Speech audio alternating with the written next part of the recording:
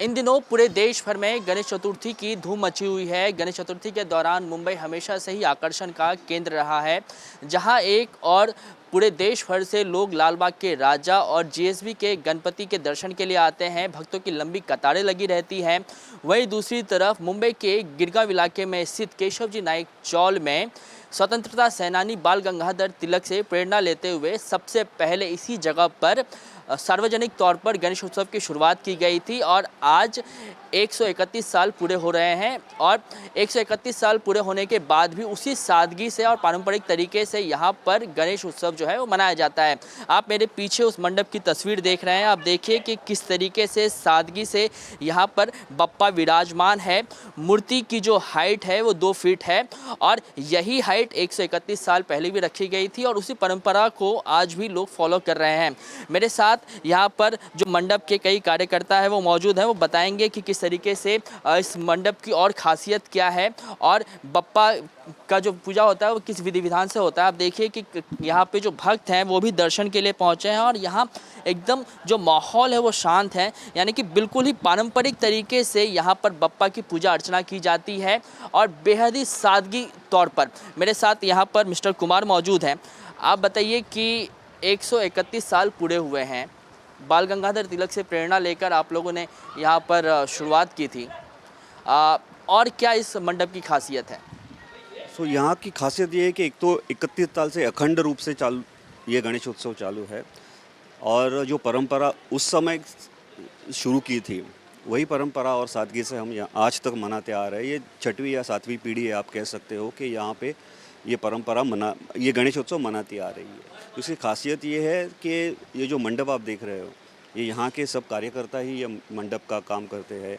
आप यहाँ पे जो सजावट देख रहे हो उसी में थोड़ा बहुत कॉन्ट्रैक्टर का हेल्प रहता है, लेकिन यहाँ के कार्यकर्ता ही पूरा डिज़ाइन, इसका कलर, रंग रंगोटी सब यहाँ के कार्यकर्ता ही करते हैं।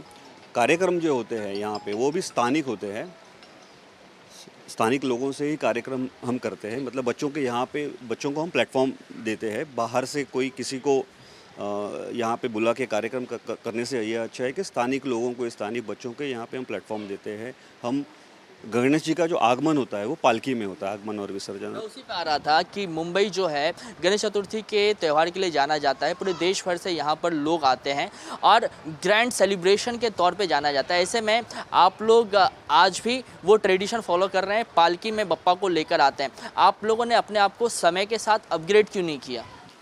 समय के साथ अपग्रेड करने के 2 तरीके होते हैं। या तो आप अपनी परंपरा को छोड़ के दूसरी परंपरा अपनाएं, या फिर समय से साथ जोड़ने के लिए आप टेक्नोलॉजी को अपनाएं, नए कार्यक्रम को अपनाएं, नए जो तरीके उनको अपनाएं। तो हमने वैसे ही किया है। हमने क्या किया है कि हमने टेक्नोलॉजी को अपनाया है। जैसे कि हमने डिजिटल पेमेंट ये साल से शुरू किया है। हमारी वेबसाइट पहले शुरू हुई थी जहाँ से हम ज़्यादा से ज़्यादा लोगों तक पहुँच जाए। परंपरा बहुत मायने रखती है किसी भी ह्यूमैनिटी में, या फिर किसी भी मानवता या फिर किसी भी देश में। उसकी परंपरा, उसकी जो क्या बोलते हैं, उसके जो संस्कार है वो बहुत मायने रखते हैं। तो वो हमें संस्कारों को और परंपरा को आगे पहुंचाना है। उसी के साथ साथ जो नए तरीके हैं, जैसे सोशल मीडिया हो गया, हमारा एक सोशल मीडिया प्लेटफॉर्म्स है, अलग अलग प्लेटफॉर्म पे हम अवेलेबल है, जहाँ से हम हमारे जो परंपरा और सादगी का प्रसार करते हैं, जब लोगों तक पहुँच जाए।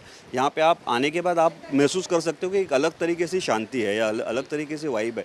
हम वही उसे देना चाहते हैं, हम उससे डेविएट नहीं होना चाहते। बाल गंगाधर तिलक के प्रेरणा से यहाँ पर सबसे पहले सार्वजनिक तौर पे पूजा शुरू की गई। आज 131 साल पूरे हो रहे हैं। क्या कुछ सीख जो है आज की युवा पीढ़ी को आप देना चाहेंगे? बाल गंगाधर तिलक की वो कौन सी बातें होंगी जो आप चाहेंगे कि जो युवा पीढ़ी है वो उस चीज़ को फॉलो करें?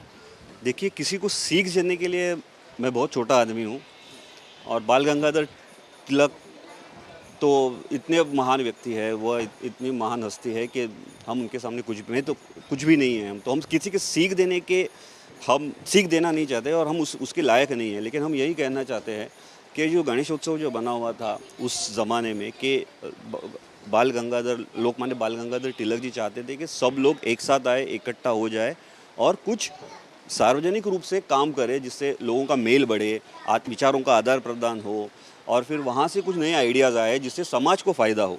तो हम वही चाहते हैं कि वही हो जाए। इसको प्लेटफॉर्म बना के सोसाइटी में हर तरीके के समाज का हर तबका जो है आप लोगों के साथ जुड़े और जो बातचीत है उसको आदान प्रदान हो, उसको आगे बढ़ाया जाए। आगे बढ़ाया जाए जिससे कि समाज को फ़ायदा हो, सोसाइटी को फ़ायदा हो। वो फ़ायदा दो तरीके से हो सकता है, एक धार्मिक रूप से हो सकता है और सामाजिक रूप से हो सकता है। धार्मिक रूप से ये कि जो परंपरा है, अपनी अपनी जो धार्मिक मान्यता है उसको हम आगे लेके जा सकते हैं ये प्लेटफॉर्म से।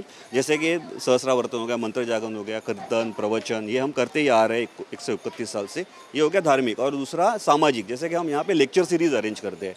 तो इस साल हमारी लेक्चर सीरीज़ 3 विषयों पे आधारित है। एक धार्मिक जो नर्मदा परंपरा के ऊपर है, दूसरा फाइनेंशियल इकोनॉमी के ऊपर है, जैसे स्टॉक मार्केट है, युवकों को स्टॉक मार्केट से क्या फ़ायदा होगा, कैसे इन्वेस्ट कर सकते हैं, क्या क्या ऑप्शंस है। और तीसरा है कि टेक्नोलॉजी, रोबोटिक्स पे, एडवांस टेक्नोलॉजीज़, रोबोटिक्स, एआई पे हमारा ये तीनों लेक्चर्स इस गणेशोत्सव में है। तो हम यही चाहते हैं कि इन तीनों अंगों से हम लोगों को कुछ ना कुछ देने का प्रयास करें। और ये है कि जैसे ओकेजनली आते इवेंट्स आते हैं, जैसे कि लास्ट ईयर 75th अपना इंडिपेंडेंस डे का एनिवर्सरी था, अमृत महोत्सव था। तो उसको मद्देनज़र रखते हुए हमने क्या किया था, एक प्रोग्राम अरेंज किया था फ्री ऑफ कॉस्ट, एक थिएटर लेके, जहाँ पे तीनों दलों के सीनियर्स को हमने बुलाया था और उनके माध्यम से जॉब अपॉर्चुनिटीज़ क्या है सर्विसेज में, आर्मी, नेवी, एयरफोर्स में जॉब अपॉर्चुनिटीज़ कैसे, उसका फ़ायदा यूथ कैसे उठा सकता है, क्या मार्ग है उसको उस तक पहुँचने के लिए, और वॉर वेटरन्स के क्या अनुभव है, बैटलफील्ड में क्या अनुभव है, ये इसका हमने ये कॉम्बिनेशन करके पूरा एक दिन का पूरा प्रोग्राम रखा था थिएटर में। वो फ्री ऑफ कॉस्ट था। तो हमने 75 कॉलेजेस और स्कूल्स को अप्रोच किया था, जहाँ से एनसीडी कैडेट, एनसीसी कैडेट्स होते हैं, उनको अप्रोच किया था और वो ऐसे प्रोग्राम किया था। तो ये हो गया इवेंट बेस कि भैया 75th आ गया, ये ओकेजन आ गया, उसको हमने मद्देनजर रखते हुए किया। दूसरा हम करते हैं कि त्रिपुरी पूर्णिमा होती है, दिवाली के बाद त्रिपुरी पूर्णिमा, जिसे देव दिवाली भी बोला जाता है। तो उस समय हम क्या करते हैं कि यहाँ पे समाज में जो योगदान दिया है, खास योगदान दिए हुए हैं, उनका हम यहाँ पे बुला के उनका लेक्चर रखते हैं, उनका सत्कार करते हैं। जैसे कि सिंधुताई सबका, जिन्होंने बच्चों के लिए बहुत काम, ऑर्फन्स के लिए बहुत काम, वो यहाँ पे आ गई थी। तात्याराव लहाने जो डीन थे, अभी फ़िलहाल रिटायर हो गए जे के, उनको भी हमने ये बुलाया था, उनका सत्कार किया था, उनका लेक्चर रखा था। वैसे ही हम म्यूनसिपैलिटी के जो कर्मचारी रहते हैं, जो ड्रेनेज क्लीन करते हैं, उनको भी यहाँ पे बुला के उनका हमने सत्कार किया था। कह रहे हैं कि मंडप जो है और भी कई तरीके के जो सामाजिक कार्य है उसमें लिप्त है। यस, हाँ, हम जितना हमें हो सकते हैं, हमारी आर्थिक क्षमताएं जितनी, हमारी जो ह्यूमन कैपेसिटी जितनी है, उसका हम पूरा योगदान देके ये पूरे साल भर हम कुछ ना कुछ प्रोग्राम करते रहते हैं, ये मन से। धन्यवाद हमसे बात करने के लिए। तो ये मंडप के कार्यकर्ता मिस्टर कुमार को आप सुन रहे थे। इनका साफ तौर पे ये कहना है कि 131 साल से बाल गंगाधर तिलक के सीख को तो हम लोग ध्यान में रख ही रहे हैं, लेकिन मंडप बप्पा की पूजा अर्चना के साथ ही जो सामाजिक कार्य है उन सभी कामों में भी लगा हुआ है। कैमरामैन धर्मेंद्र पांडे के साथ कृष्णा ठाकुर, एबीपी न्यूज़, मुंबई।